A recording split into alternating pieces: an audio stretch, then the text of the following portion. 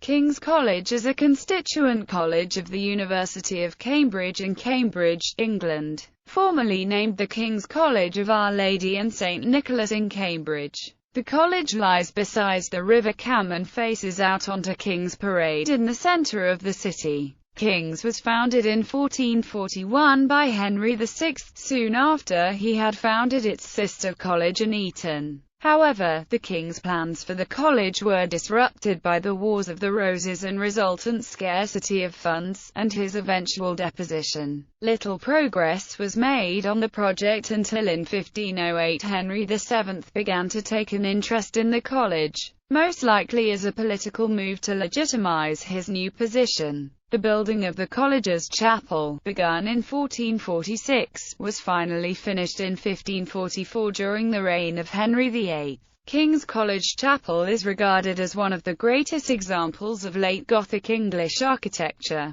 It has the world's largest fan vault, and the chapel's stained glass windows and wooden chancel screen are considered some of the finest from their era. The building is seen as emblematic of Cambridge. The chapel's choir, composed of male students at King's and choristers from the nearby King's College School, is one of the most accomplished and renowned in the world. Every year on Christmas Eve, the Festival of Nine Lessons and Carols is broadcast from the chapel to millions of listeners worldwide. History. Foundation. On the 12th of February 1441, King Henry VI issued letters patent founding a college at Cambridge for a rector and 12 poor scholars. This college was to be named after St Nicholas, upon whose saint day Henry had been born. The first stone of the college's old court was laid by the king on Passion Sunday, the 2nd of April 1441, on a site which lies directly north of the modern college and which was formerly a garden belonging to Trinity Hall. William Millington, a fellow of Clare College, was installed as the rector. Henry directed the publication of the college's first governing statutes in 1443. His original modest plan for the college was abandoned, and provision was instead made for a community of 70 fellows and scholars headed by a provost. Henry had belatedly learned of William of Wykeham's 1379 twin foundation of New College, Oxford and Winchester College, and wanted his own achievements to surpass those of Wykeham. The king had in fact founded Eton College on the 11th of October 1440, but up until 1443 King's and Eton had been unconnected. However, that year the relationship between the two was remodeled upon Wykeham's successful institutions, and the original sizes of the colleges scaled up to surpass Wykeham's. A second royal charter which refounded the now much larger King's College was issued on 12 July 1443. On 1 September 1444, the provosts of King's and Eton, and the wardens of Winchester and New College formally signed the Amicabilis Concordia, in which they bound their colleges to support one another, legally and financially. Members of King's were to be recruited entirely from Eton. Each year, the provost and 2 fellows travelled to Eton to impartially elect the worthiest boys to fill any vacancies at the college, always maintaining the total number of scholars and fellows at exactly 70. Membership of King's was a vocation for life. Scholars were eligible for election to the fellowship after 3 years of probation, irrespective of whether they had achieved a degree or not.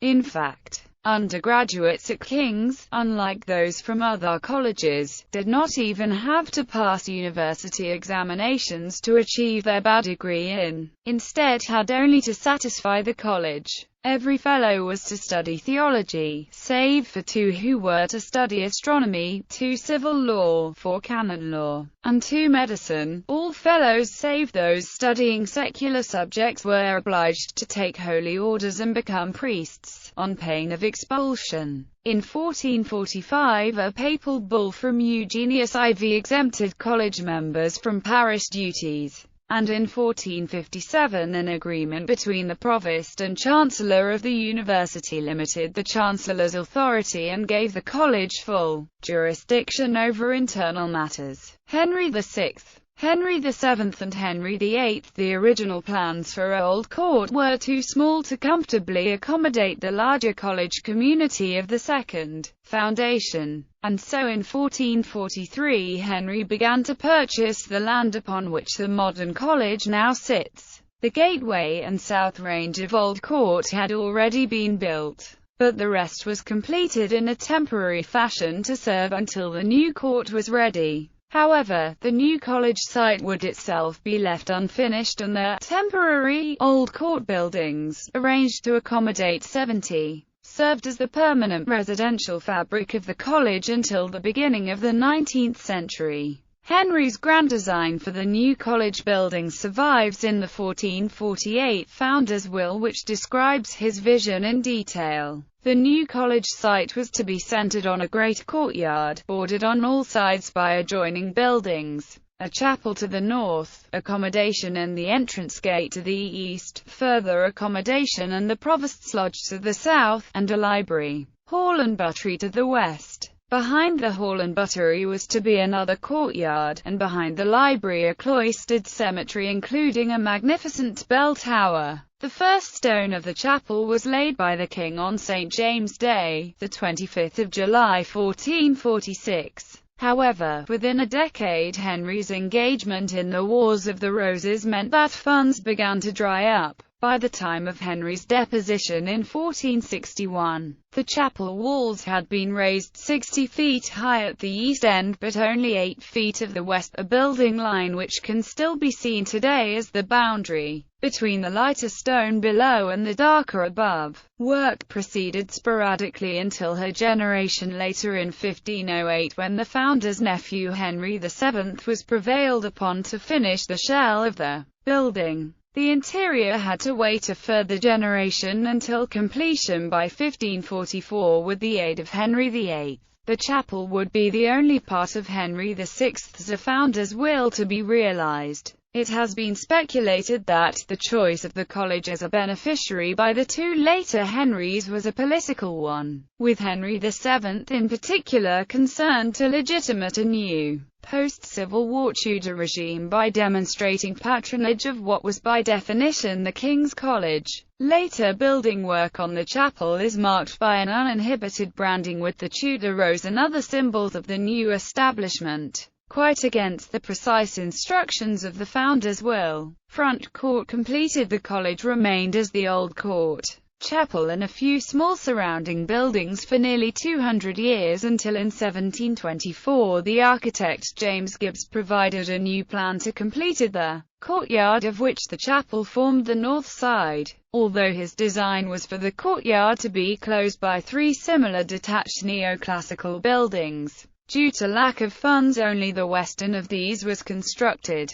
The first stone of what became known as the Gibbs Building was laid by Provost Andrew Snape, at the time also Vice-Chancellor of the University, on the 25th of March 1723, and the building completed 6 years later. Front court was finally completed in 1828 under plans drawn up by William Wilkins. The courtyard was closed by a screen and gatehouse to the east, and residential staircases either side of a hall to the south. The southern buildings continued towards the river with a library and provost's lodge. All these buildings were, at the college's insistence, built in the Gothic Revival style rather than Wilkins' preferred neoclassical. With the courtyard to the south of the chapel now able to accommodate the college, the land to the north was sold to the university in 1828. The university demolished most of the original Old Court buildings in order to make room for an extension to the university library. Only the gateway arch opposite Clare College survives.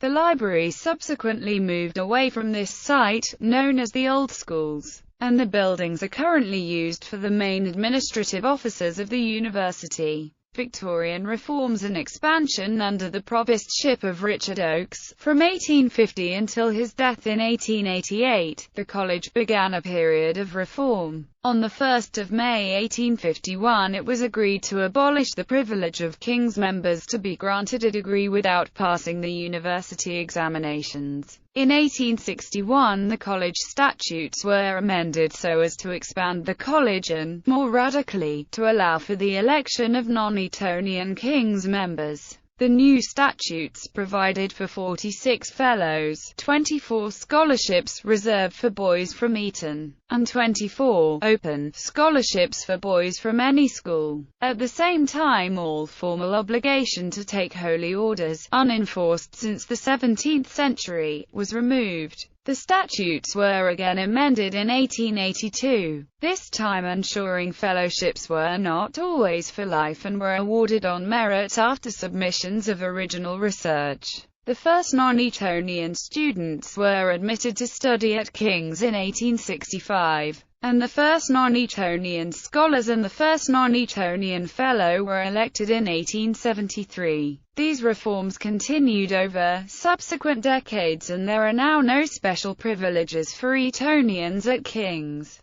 The expansion of the college through the 1861 statutes necessitated more building work to accommodate the larger community. In 1869, the area along King's Parade between the Wilkins buildings and King's Lane was built upon after a design by George Gilbert Scott. When completed a year later, the new courtyard formed was named after Walter Chetwynd, a fellow of the college. However, after subsequent plans to expand college accommodation fell through, King's opened negotiations to amalgamate with St. Catherine's College. Although St. Catherine's had been founded by Robert Woodlark, a provost of King's, the college declined the invitation to combine. Eventually, in 1893, the east and south wings of another new courtyard within King's, designed by George Frederick Bodleian overlooking the river, were completed. 20th century. In 1909, the south range of Third New Courtyard, named for its architect Aston Webb, was built to the south of the library. In 1927, designs by G. L. Kennedy completed Bodley's Court with a new northern range, and Webb's Court with a new Provost's Lodge on its western side. In 1930, a Cambridge Borough police officer was shot by a student who also shot his tutor in the same incident. On 1 September 1939, the day of the German invasion of Poland and the cause of the UK's entrance into World War II, permission was sought from the College Council to remove the stained glass from the east window of the chapel. By the end of 1941, all the ancient glass had been removed to various cellars in Cambridge for safekeeping. Despite most of the windows of the chapel being covered over by sheets of tar paper which rattled loudly in the wind, the Festival of Nine Lessons and Carols continued to be broadcast from the chapel every Christmas Eve throughout the war, even though the name of the college could not be broadcast for security reasons. King's took the opportunity of these years to clean, repair and photograph the glass. By 1949, all the windows had been restored. In 1961, property millionaire Alfred E. Allnut offered King's The Adoration of the Magi by Peter Paul Rubens, which he had purchased in 1959 for a world record price. The college accepted this munificent gift, with the intention of displaying the painting in the chapel, possibly as an altarpiece. The painting was initially displayed in the antechapel, but a significant faction of the fellowship, including Michael Jaffe and Provost Noel Annan, were determined for the painting to become the focal point of an entirely redesigned East End. As the first stage of this project, the Edwardian reredos and 17th-century wood paneling were removed and the Rubens installed in their stead behind the altar in April 1964. The painting was so big that the raised floor of the chapel's east end, required by the 1448 founders' will, would have to be leveled so as to prevent the Baroque artwork obscuring the bottom of the Tudor east window. However, 20 Fellows and Honorary Fellow E.M. Forster signed a letter urging the college to reverse its plan and admit that it has made a mistake. The leveling of the floor nevertheless went ahead. The newly refitted East End opened in 1968 and proved highly controversial, with the Architects' Journal criticizing it as motivated not by the demands of liturgical worship but by those of museum display. The last named site building to be erected by the college was the Keynes Building, finished in 1967 and named after former college bursar John Maynard Keynes. This building enclosed Chetwynd Court along with the Wilkinson and Scott's buildings, and provided over 70 en-suite accommodation rooms along with other facilities. The first women students arrived at King's in 1972. The college, along with most others at the university, had been all-male since its foundation. However, under Provost Bernard Williams, King's joined Churchwell and Clare in becoming the first three previously all-male colleges to admit women. Henry VI is not completely forgotten at the college. The Saturday after the end of Michaelmas term each year is Founders' Day, which begins with a Founders' Eucharist in the chapel, followed by a Founders' Breakfast with ale and culminating in a sumptuous dinner in his memory called Founders' Feast, to which all members of college in their third year of studies are invited. Buildings and grounds.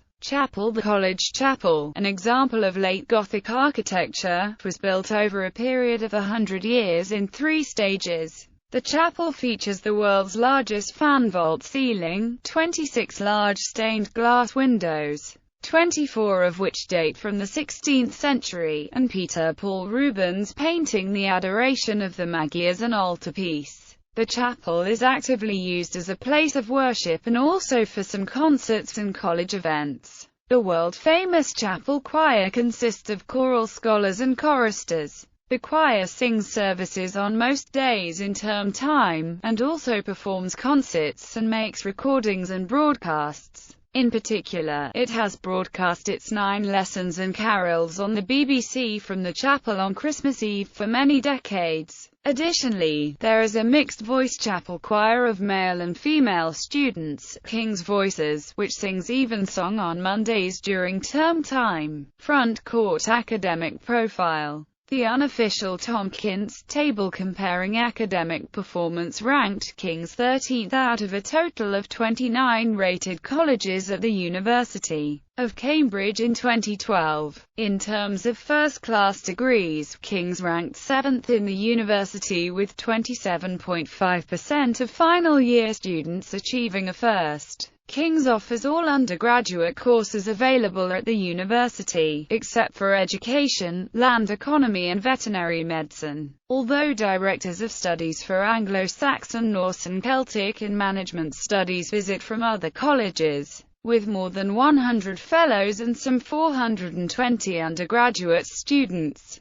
King's has one of the highest ratios of fellows to students of all the Cambridge colleges. Since its foundation, the college has housed a library providing books for all students, covering all the subjects offered by King's. Around 130,000 books are held, some available for teaching and for reference, others being rare books and manuscripts. The library operates a user-oriented purchasing policy. Students and directors of studies recommend new purchases in their subject. There is both Wi-Fi and Ethernet internet access throughout the library as well as a library computer room. Special collections include a separate music library, the Keynes Library, a global warming collection, and an audiovisual library. Intake and access profile. The college has gradually broadened its intake to include many students from state schools, often having the highest proportion of maintained school acceptances of the undergraduate colleges.